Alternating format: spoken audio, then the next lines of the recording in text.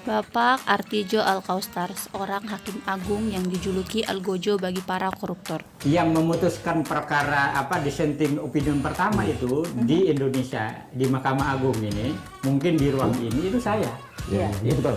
Dalam perkara Joko Chandra. Iya, betul. Setelah itu Selalu berorientasi pada pelayanan publik yang prima, dengan memberikan pelayanan hukum yang berkeadilan melalui hasil keputusan sidangnya. Berapa terbesar upaya suap uang yang pernah ditawarkan oleh orang yang berperkara kepada Hakim Agung Artijo? pertama dulu Pak, waktu saya masuk tahun 2000, memang ada pengusaha masuk ke ruang saya. Bilang begini, bilangnya, Pak, ini yang lain sudah. Saya terkejut sekali. Ini apa-apaan saudara? Saudara itu maksudnya saya, sudah keluar. Yang lain sudah tuh maksudnya hakim lain sudah? Iya mungkin, nggak tahu pokoknya itu aja. Tapi saya waktu itu sudah terlanjur marah itu. Yang kedua adalah karena saya tidak bisa dihubungi, lalu saya ada cek yang di fotokopi.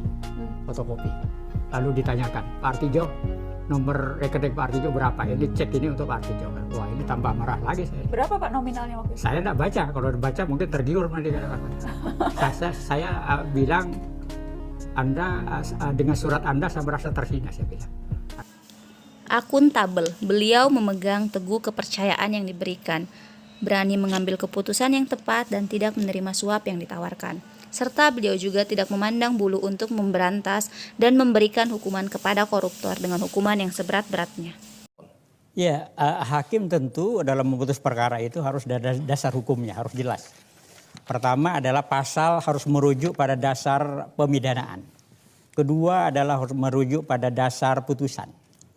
Ya, juga harus dipertimbangkan tentang hal-hal yang memberatkan. Kompeten, beliau menjalankan tugas sebagai hakim dengan kualitas yang terbaik dari beliau. Sekarang ini kelihatannya akan naik karena keputusan Pak Artijo. Ya enggak juga, itu keputusan kolegial itu bukan keputusan saya, itu keputusan kolegial, kolega saya itu. Kolega saya di kamar pidana itu orangnya tangguh-tangguh lah. Iya Pak Artijo, terima kasih kalau begitu. Sama-sama ya, Bung Don ya, senior wartawan senior. Harmonis. Sebagai seorang hakim, beliau senang menyambung silaturahmi kepada para relasi, rekan kerja maupun orang yang ada di sekitar beliau. Oh, tidak boleh takut mati kalau membela keadilan dan kebenaran, tidak boleh itu. Ancaman apapun itu tidak boleh dihindari. Itu konsekuensi daripada pekerjaan ya. Pekerjaan hakim ya, pekerjaan pengacara apa saja dia. Jadi Anda tidak takut mati? Tidak takut mati. Loyal. Beliau mendedikasikan seluruh jiwa dan raganya untuk bangsa dan negara dan menjalankan tugas-tugasnya secara profesional.